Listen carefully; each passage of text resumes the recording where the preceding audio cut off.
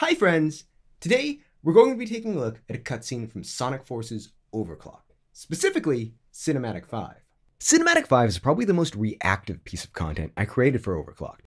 It's really, I'd say, about 6 or so mini-cues, all spread out over about 2 minutes, and needing to be interconnected with each other.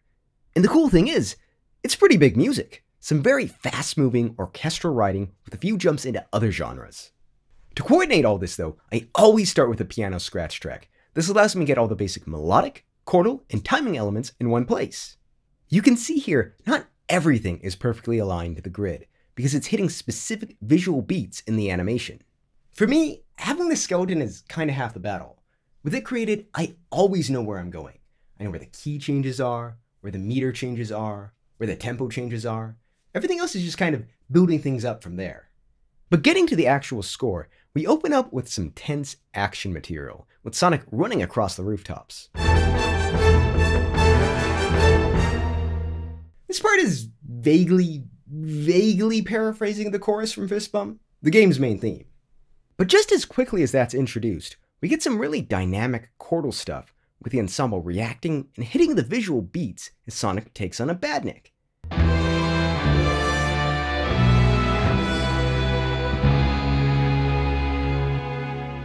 And that kind of continues as a whole swarm of these robots drop in. We get some tension strings and a little comedy reaction as Sonic sees what he's gonna have to fend off now.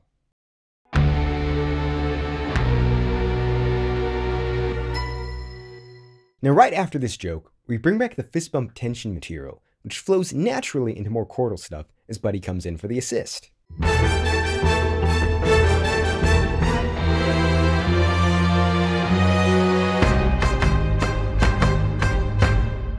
Despite being really reactive and tied to the visuals, this section can kind of fall under an ABA form, if you squint a little. Like there's the action and chordal stuff, the tension strings, and the little glockenspiel blips, so that's A and B, and then the final return to the action material is the last A. And that all happens in under 30 seconds. It's a tight little cue. After this, we get a bit of silence, before we're hit with the game's main fanfare, which is another fragmentation of Fist Bump. But right as we finish that cadence, we dovetail into the Team Chaotix theme from Sonic Heroes. Now, I love the Chaotix. They are super fun, and being able to incorporate their theme here was a blast. So we start off here with a very standard opening of the Chaotix theme, a little more synth-heavy than the version in Sonic Heroes.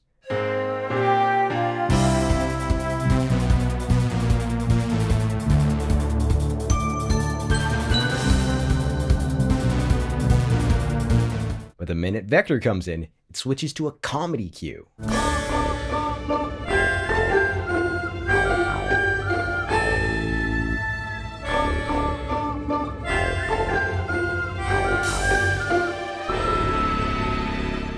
Now this is something I had a lot of fun with. I recorded the chorus of the Chaotix theme using a melodica and my Andy's recorder keyboard here. This is an instrument that it's got a keyboard, but there were a bunch of tiny flutes inside.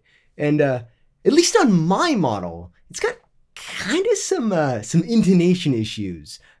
Things don't 100% sound in pitch when you play it, and it kind of creates this badly played recorder sound right out of the box. For Vector's final pratfall, I used a gong sound, which is the final sound you hear in the vocal version of the Chaotix theme. Just a little Easter egg probably no one would notice, but I figured I'd toss it in. Right after this though, the group gets set up to be attacked by an infinite golem. So we have some rising tension material that incorporates Infinite's motif just as the enemy appears. Big orchestrally stuff with some distorted guitar sounds. The group's in trouble until the baddie gets blasted, which is sort of our transition out of the cue into the next.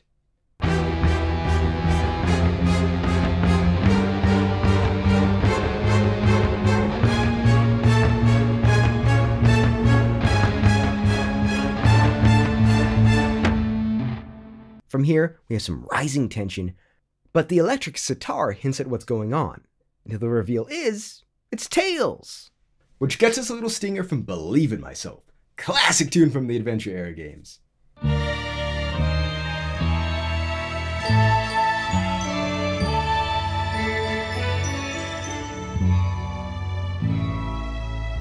Then it just kind of vamps and reacts to stuff using Believe in Myself as a little light basis for things, until we're informed that bad stuff's going on and we need to move it. This brings us to a tiny little tension thriller type cue where we're having info doled out to us. It's got a little synth arp and hybridy percussion, and it's just kind of a little original material meant to bridge the gap until the final bit.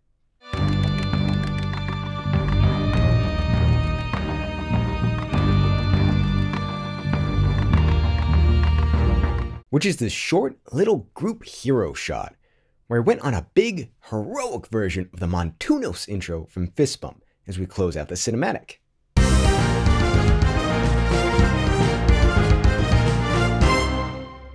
While I couldn't really pull off everything here live, there was a ton of fun recording done to try and enhance the material throughout the cue.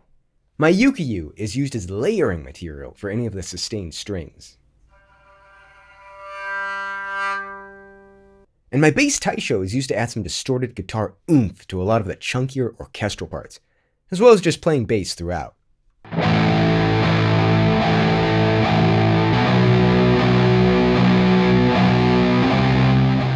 Also, one of the new instruments I haven't talked about is the glockenspiel, which I used for some of the comedy bits, as well as to add a bit of sparkle to the Tails material, since Believe in Myself had some chimes in it as well. And also, I added in some pan flute, mostly to have something live to play against the sample brass of the solo trumpet. But yeah, hope you enjoyed this little walkthrough. Scoring a picture like this is always a blast. Now here's the whole cue with the music isolated.